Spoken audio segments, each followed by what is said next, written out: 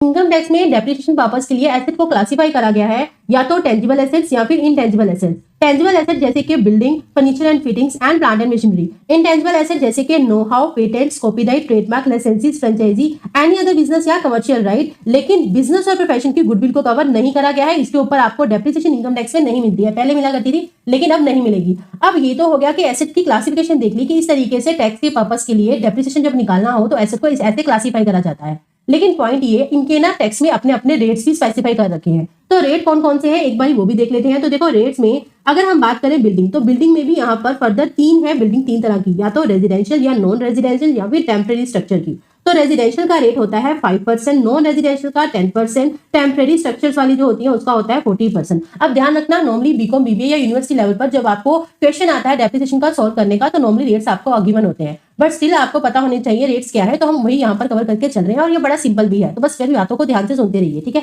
तो चलो, furniture and fitting के केस में रेट्स हमारे पास गिवन है इनकम टैक्स में 10%। और प्लांट एंड मशीनरी की अगर हम बात करें तो इसमें बड़ी सारी चीजें कवर करी गई हैं। पहले अगर वो जनरल प्लांट एंड मशीनरी है तो उसका रेट होता है 15%। इसके अलावा जनरल प्लांट एंड मशीनरी में नॉर्मल प्लांट एंड मशीनरी तो होती है, इसके अलावा बड़ी सारी और चीजें हैं जैसे कि शिप्स हो गया, स्पीड बोट हो गए, वेसल्स हो गए। तो देख रहे हो यहाँ पर ना सारे पानी वाली चीजें आ गई, तो इनका रेट है 20%, ठीक है। इसके अलावा अगर है हमारे एयरक्राफ्ट या फिर एरो इंजन है तो उनके केस में रेट है 40%। ये क्या था, पानी वाले, अब ये कौन से आ गए, हवा वाले, ठीक है। उसका रेट डबल कर देना, जैसे 20% है तो ये 40% हो जाएगा।